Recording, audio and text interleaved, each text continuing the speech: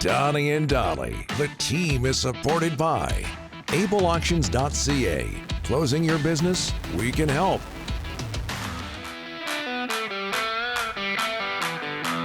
All of our guests today, including Craig Button, standing by, brought to you by Passat Motors. Ready to find your next vehicle? Visit Passat today. To experience the difference for yourself, the friendly team looks forward to helping you drive home in the perfect vehicle for your needs and budget.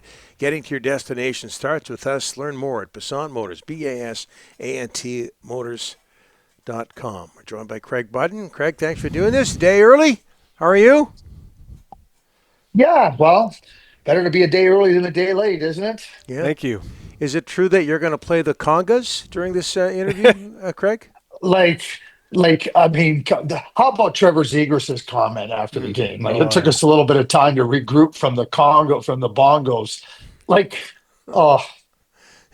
If you sat down and said, what is the worst idea we could come up with? Could you come up with a worse idea than that?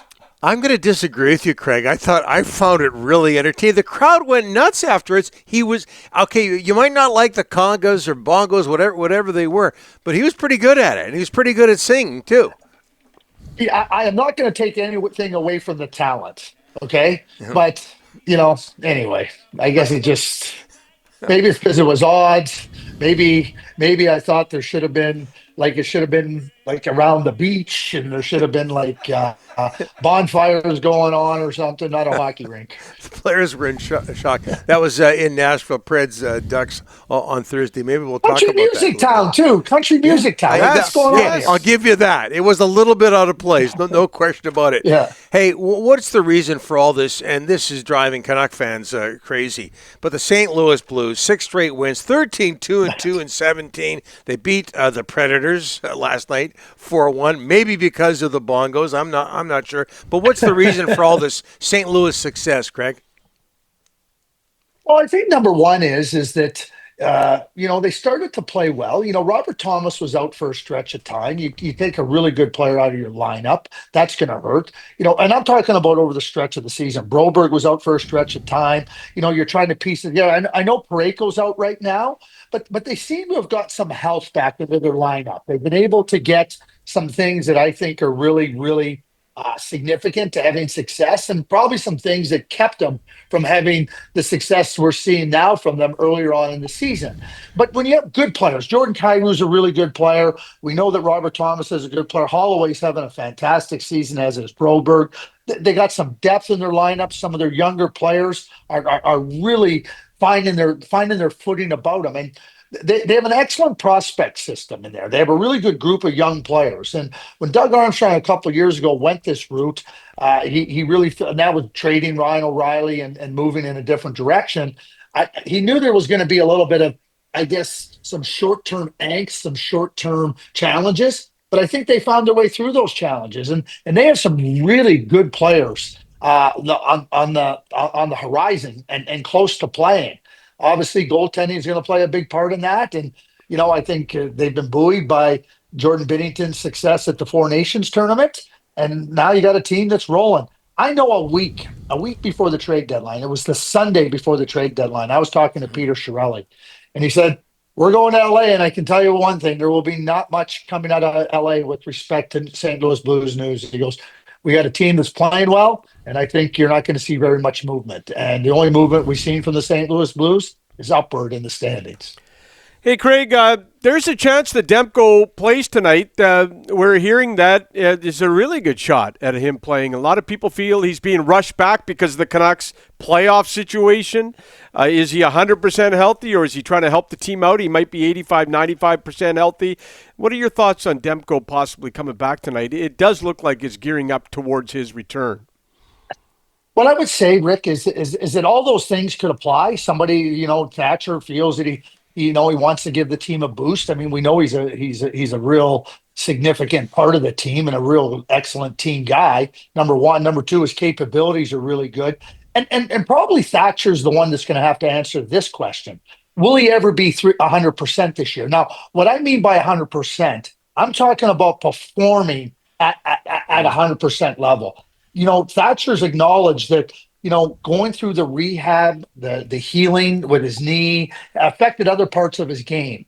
And I think now, will he be at the form you need him to be if you've had that full summer of training and you're not trying to catch up?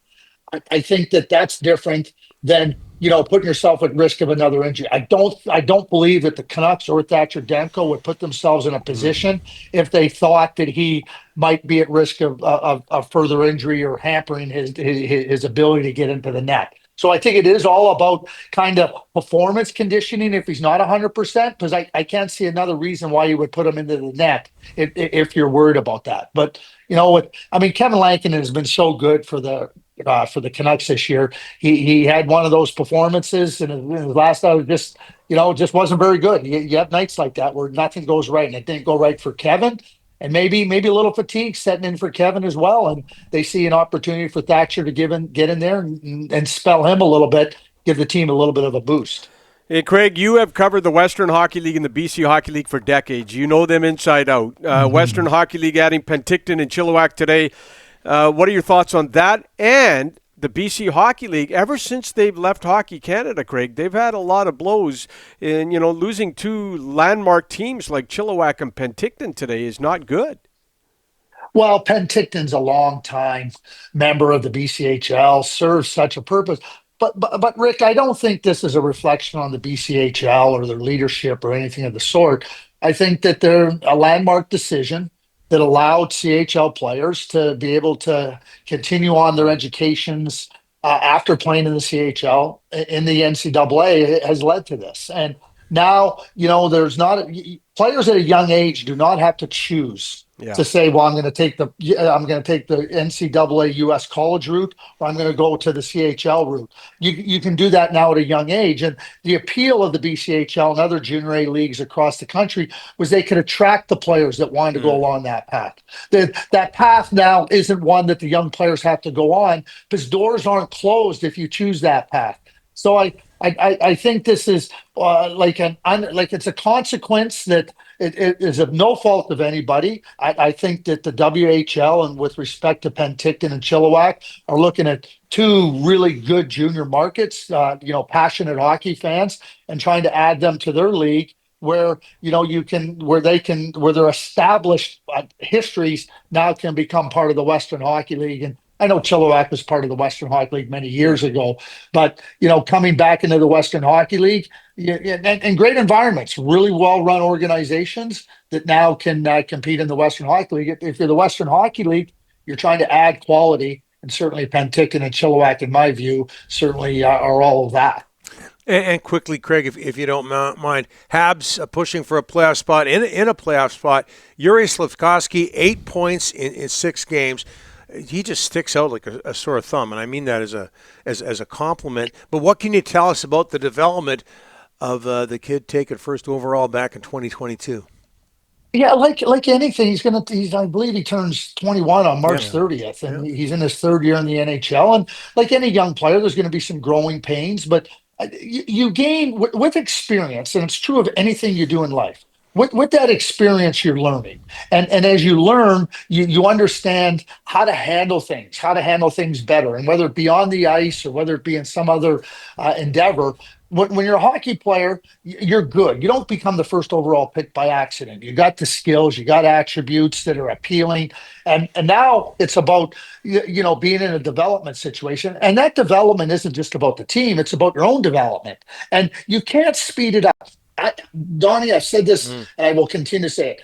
I call them the natural laws of maturity: physical, mental, and emotional. You cannot speed those up. Some players are going to mature a little bit quicker than others. And certainly with Yuri Slivkovsky, you're watching now all that experience start to help him understand, oh boy, my impact can be greater. He's more comfortable with that impact. He's more knowledgeable, and he's more confident. And when you play with Nick Suzuki and Cole Caulfield, that's going to certainly help you as well.